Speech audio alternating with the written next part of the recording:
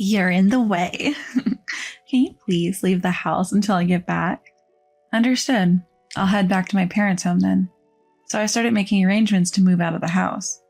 Hey, what's going on here?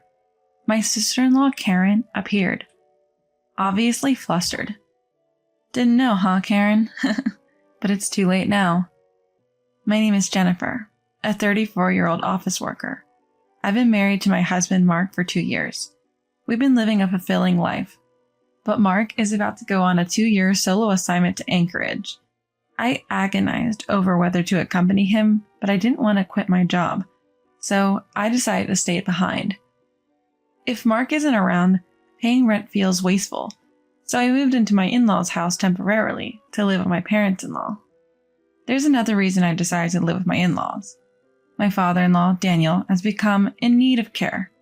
Right now, Daniel lives with my mother-in-law, Nancy, so she has to handle both the caregiving and household chores by herself. This would drastically increase Nancy's burden, so I thought it would be good if I could move into the in-laws' house and help out with the household chores. Both my parents-in-law were grateful, and it worked out well for Mark and me since we wouldn't have to pay rent. So here I am, living in my in-laws' house. My parents-in-law are genuinely kind people, so my life with them has been pretty comfortable. After work, Nancy usually has dinner mostly prepared. I initially offered to take care of dinner, but when her caregiving duties are light, Nancy often helps out. We finish up together and dinner is ready in no time. I really appreciate coming home to a nearly ready meal. Plus, it's lovely to cook with Nancy in the kitchen, and even when I'm tired from work, cooking is therapeutic. I initially felt lonely about living apart from Mark for 2 years, but thanks to my in-laws, I've been able to ease that loneliness quite a bit. Jennifer, your cooking is really delicious. I know, right? Mark is so lucky to eat like this every day. Come on, Nancy's cooking is amazing too. Mind sharing your recipe next time? Sure, I'd love to. My relationship with my parent-in-laws was pretty great. I kept in touch with Mark regularly, doing video calls and such. Life at work was smooth sailing, and most days were peaceful and calm. But it wasn't all rosy. My issue was Karen. I'm home. Hey, Karen, welcome back. Were you planning on coming over today? Thomas said it's happy hour, so here I am. You could have given us a heads up. Well, you don't have to be formal with me, so it's cool if I just show up. It's not like I just came home to visit. Hi, Karen. Wait, why are you here? Karen made a face when she saw me. Jennifer is living with us now. Living here? We explained this to you, remember? Because Mark is on a work assignment, Jennifer is staying with us temporarily. Is that so? Oh, we could have a nice family dinner. Karen's offhand comment had a barb in it. It felt like she didn't consider me part of the family. Hey, Karen, Jennifer is part of our family too. What's the problem? Daniel also seemed concerned and called her out on it. Karen just rolled her eyes and mumbled, whatever. I sighed. For some reason, Karen has disliked me from the get-go. Her cold attitude puzzled me. Despite being married for years, Karen still treated me this way, so I usually kept my distance. Living with my in-laws meant seeing Karen more often, whether I liked it or not. Karen, on the other hand, can't stand me. She avoids making eye contact or starting a conversation with me during meals. And yet, she has no problem barking orders at me. Hey, Jennifer. Don't you notice we're out of drinks? Go get some more. You're really not thoughtful, are you? Karen keeps dishing out insults, and it's annoying. Hey, Karen, don't talk like that. Yes, exactly. Jennifer works hard and isn't your maid. Stop ordering her around like that. Thankfully, my parents-in-law intervenes when Karen treats me poorly, which has been a big help. But that only seems to fuel Karen's resentment towards me. My parents are just peace-loving, not necessarily fond of you. Don't get ahead of yourself. Whenever we are alone, Karen would attack me like this. Why did she dislike me so much? Some time passed and Karen announced she was pregnant. Mom, Dad, listen, I'm pregnant. Karen joyfully shared the news with my in-laws. Really? That's wonderful, Karen. My in-laws were ecstatic that Karen was going to have a baby. Karen had been married for about 3 years and seemed anxious due to her age, so she looked incredibly happy about the pregnancy. Although I don't get along with Karen, I think it's fortunate that she's just clueless. Congrats, Karen. When I said that, Karen had a smug look on her face and said, Thank you. She seemed like she had more to say, but I chose to ignore it for now. Then, when we were alone for a moment, Karen turned to me with a sly grin and said, When are you ever going to have a baby, I wonder? Normally, if you don't have an heir, you're considered useless, you know. Well, you are useless in many ways. Anyway. Karen was clearly trying to belittle me and assert her dominance. Was her smug face earlier because she wanted to say this? First of all, Karen is older than me, so she has no room to talk. Besides, it's petty of her to look down on me just because she had a kid. She probably wants to prove that she's better than me in some way.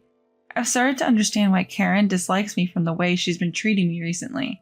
Not to brag, but I work for a major corporation and make a good salary. I also graduated from a prestigious university. On the other hand, Karen went to a junior college and became a housewife after initially being a contract employee. She seems annoyed that I'm a career woman. So she often says, having a high education and a good job doesn't necessarily mean you're happy while looking at me. I usually let it slide, but it's tiring to be constantly faced with her rivalry. But she's celebrating the birth of her child now, so I decided to let it go this time. Jennifer, you look tired. Are you okay? Huh? If something's bothering you, feel free to talk about it. About work or anything else, really. Including stuff about Karen. What? Every time Karen comes here, she says something nasty to you, right? I can watch her when Daniel and I are around, but I've been worried about you when you two are alone. Nancy. I was such that Nancy had been watching out for me. So I opened up a little bit about being tired of Karen's attitude. I'm really sorry about that. Nancy apologized on Karen's behalf, but it's not Nancy who's in the wrong. Karen's the one with the problem, constantly competing and picking fights with me. You have nothing to apologize for, Nancy. Even just talking about it like this makes me feel a little bit better. Really, I'm sorry I couldn't be more helpful. I felt a bit guilty for making Nancy feel down. Basically, or rather, 100% of the problem is with Karen, but I realized that I needed to address this issue somehow. Then something happened that made me lose my temper. One evening, after dinner, my phone rang. I was about to answer, but I froze when I saw the screen. Karen's name was displayed surprisingly. Oh, it's Karen. What could she possibly want? Who knows? I'm sure it's something unpleasant, but since Nancy saw the screen, I can't avoid answering it. Hello? Hello, Jennifer? Could you move out for a while? What? I accidentally raised my voice. Nancy, who's next to me, looks at me with concern. I might as well let her hear what Karen is saying. I switched the phone to speaker mode. Karen's voice is now clearly audible to Nancy as well. What do you mean, move out? I'm planning to go back to our hometown to give birth. I glance at Nancy. Nancy shakes her head, indicating she wasn't aware of this. Have you discussed this with Nancy and the others? I'm going to. I'm sure they'll agree, so I'm not worried. I'm flabbergasted at Karen's selfish reasoning. In any case, you being here will be in my way. Excuse me? You're just in the way. Why do you dislike me so much? What's prompting you to constantly criticize me? You're so annoying, always acting like some career woman. Plus, it's irritating that you're friendly with my parents. Mom and Dad are just falling for your act. They're clueless, you know. Wait, why are you talking like this? Nancy and the others have been so kind to me, and I'm truly grateful. I bet you're after Dad's inheritance. All the inheritance will be mine. I have no intention of sharing it with you or Mark. I'm shocked by Karen's words. Nancy, who's been listening, is also speechless. Karen, that's too much. I thought you cared more about that family, about Daniel and the others. Huh? Our parents are just cash cows to me. I'll outlive them, so it's only natural. Karen, that's just cruel. Shut up. I don't want to hear it from you. I know how conniving you can be. Being around someone as toxic as you will ruin my unborn child's character. That's why I don't want to be around you. Please leave the house until I return. How selfish can one person be? Then Nancy opens her phone's note app and types, "Just say you'll leave, don't worry, I have a plan," and shows it to me. So urged by Nancy, I say, "All right, I'll go back to my parents' house." "Please do. Let me know as soon as you leave, but try to leave as soon as you can. Leave within a week to 10 days. Karen hangs up after saying that. "I'm so sorry about Karen, Jennifer. I can't believe she's been harboring such awful thoughts. I've made up my mind. I'm going to cut ties with Karen. Because Karen clearly doesn't care about me or Daniel. Even if she's a parent, if she treats us that badly, any love will vanish. I think Daniel will feel the same way." Daniel was dumbfounded when he got home from happy hour and heard what had happened from Nancy. Nancy then shared her plan with him. The plan was to sell their in-laws' house and empty it.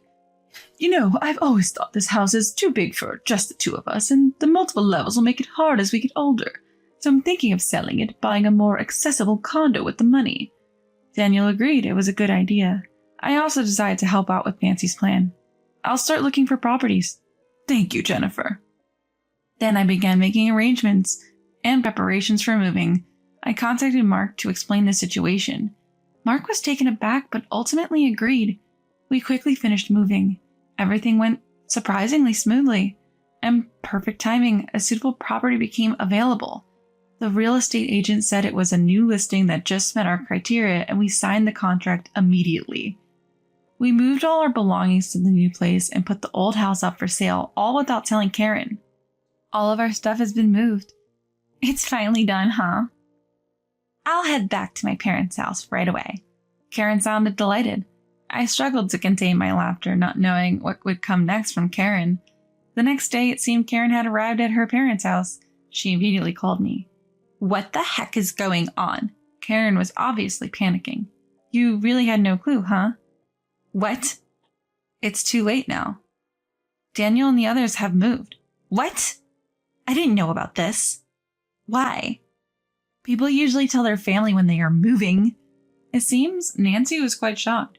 Shocked to realize you only saw her as a cash cow? "What? You told her?" "No, I didn't. When you called, Nancy was sitting next to me. We were both curious about why you were calling, so we listened on speaker."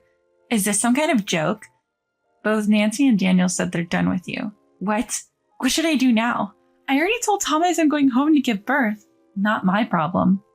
All this is your fault for treating your parents so poorly." "Wait, I didn't really think that way." "Oh, come on. You're revealing your true colors when you think Nancy isn't listening, aren't you? Either way, they don't want to talk to you anymore, so they're not telling you where they moved.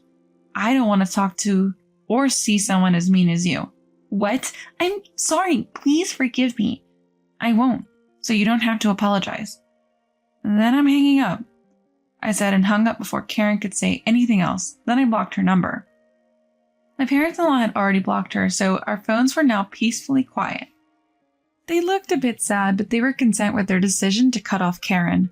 By the way, my parents-in-law had reported this to Thomas, but it seems Karen had also been disrespectful and financially irresponsible towards Thomas, so even he had enough of her. So it turns out she plans to divorce after giving birth.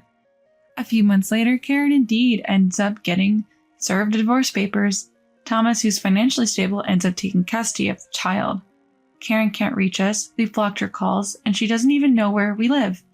She's probably blaming everyone else and feeling sorry for herself right about now. I couldn't care less what Karen is up to or whether she changes her ways. While waiting for Mark's work assignment to finish, I've been spending peaceful days with my parents-in-law. Mark visits us regularly and brings gifts from Anchorage. Whenever he can take some time off, I go to Anchorage and we spend quality time together. The days are flying by, and I know it won't be long before Mark and I can live together again. Until then, I look forward to more happy days with my in-laws.